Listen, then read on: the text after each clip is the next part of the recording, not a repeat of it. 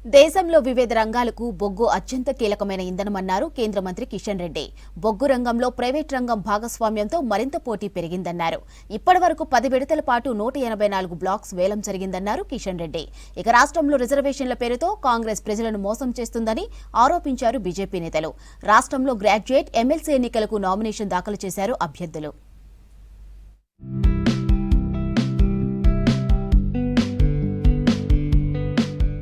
2047 Viksit Bharat లక్ష్యాల్లో mining రంగం చాలా కీలకమన్నారు కేంద్ర మంత్రి కిషన్ రెడ్డి.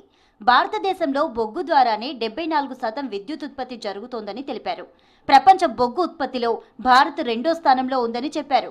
ప్రపంచంలోనే 2వ అతిపెద్ద బొగ్గు గని గెవరా మన దేశంలో ఉందని చెప్పారు కిషన్ రెడ్డి. కోల్ మైన్స్ కీ యాక్టివిటీస్ ను 5G డ్రోన్ ఆధారిత రిమోట్ మానిటరింగ్ ద్వారా సర్వేలెన్స్ సిస్టమ్ ను ప్రారంభించామన్నారు.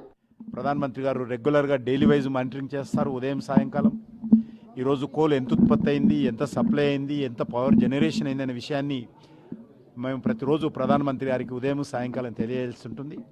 అదేవిధంగా అనేక రకాల రిఫార్మ్స్ తీసుకొస్తా ఉన్నాం.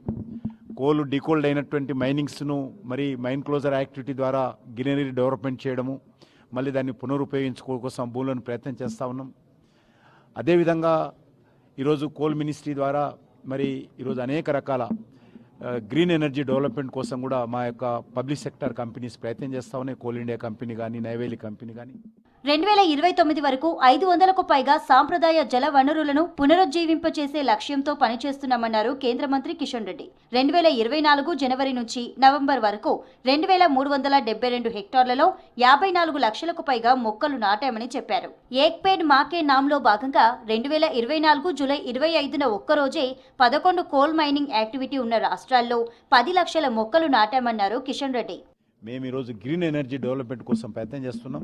ఈరోజు ఉదాహరణకు నైవేలి కంపెనీ భారతదేశంలో పిఎస్యులలో అత్యధికమైనటువంటి గ్రీన్ ఎనర్జీ డెవలప్ చేస్తున్నటువంటి కంపెనీలలో మా కోల్కి సంబంధించినటువంటి పిఎస్యు ఉంది. కాబట్టి ఒక దిక్కు 2 రకాల సైమల్టేనియస్గా, ఎందుకంటే విద్యుత్ ఉత్పత్తి చేసేటువంటి ప్రధానమైనటువంటి బాధ్యత విద్యుత్ శాఖది. వాళ్ళు కూడా చాలా పెద్ద ఎత్తున రాష్ట్ర ప్రభుత్వాలతో కలిసి, ప్రైవేట్ సెక్టార్తో కలిసి గ్రీన్ ఎనర్జీ డెవలప్మెంట్ చేయడం కోసం, మరి రినబుల్ ఎనర్జీ డెవలప్మెంట్ కోసం వాళ్ళు ప్రయత్నం చేస్తూ ఉన్నారు. దాంతోపాటు ఏ రకమైనటువంటి పరిస్థితి ఉన్నప్పటికీ కూడా ఎమ్మెల్సీగా తనను గెలిపిస్తే నిరుద్యోగులు, ఉద్యోగుల సమస్యలపై మండలిలో పోరాడతానన్నారు కరీంనగర్ బీజేపీ గ్రాడ్యుయేట్ అభ్యర్థి అంజురెడ్డి. కరీంనగర్ కలెక్టరేట్లో నామినేషన్ వేశారు. ఎన్నికల్లో హామీ ఇచ్చినట్లు కాంగ్రెస్ సర్కార్ ప్రభుత్వ ఉద్యోగాలను భర్తీ చేయడం లేదని ఆరోపించారు. అటు నల్గొండలో నామినేషన్ దాఖలు చేశారు బీజేపీ టీచర్ ఎమ్మెల్సీ అభ్యర్థి సరోత్తం రెడ్డి. మీ సమస్యలు ఏవైతే ఉన్నాయో ఆ సమస్యల కోసానికి పోరాటం చేయడానికి నన్ను గెలిపించిన తర్వాతనే మీ సమస్యలు ఏదన్నా ఇచ్చిన హామీలను నెరవేర్చిన దాకా వాళ్ళకు వెంబడబడి మెడలోంచి పనిచేపిస్తానని నేను తెలియజేస్తా ఉన్నా. ఓమన్ దేశంలో వేములవాడ శ్రీ రాజరాజేశ్వర స్వామివారి కళ్యాణం వైభవంగా జరిగింది. స్వామివారికి ప్రభుత్వ విప్ ఆది శ్రీనివాస్ పట్టు వస్త్రాలు సమర్పించారు. కార్యక్రమంలో ఆర్మూరు బీజేపీ ఎమ్మెల్యే పైడి రాకేష్ రెడ్డి పాల్గొన్నారు. స్వామివారిని దర్శించుకుని ప్రత్యేక పూజలు చేశారు ఆది శ్రీనివాస్, పైడి రాకేష్ రెడ్డి. శ్రీ రాజరాజేశ్వర స్వామివారి కళ్యాణ మహోత్సవం తొలిసారిగా మస్కట్ లో జరగడం ఆనందదాయకమన్నారు ఆది. భక్తుల కోరికలు తీర్చే స్వామివారి కృప అందరికీ ఉండాలన్నారు. బర్కసిటీ ఓమన్ తెలంగాణ సమితి ఆధ్వర్యంలో స్వామివారి కళ్యాణ మహోత్సవం ఘనంగా జరిగింది.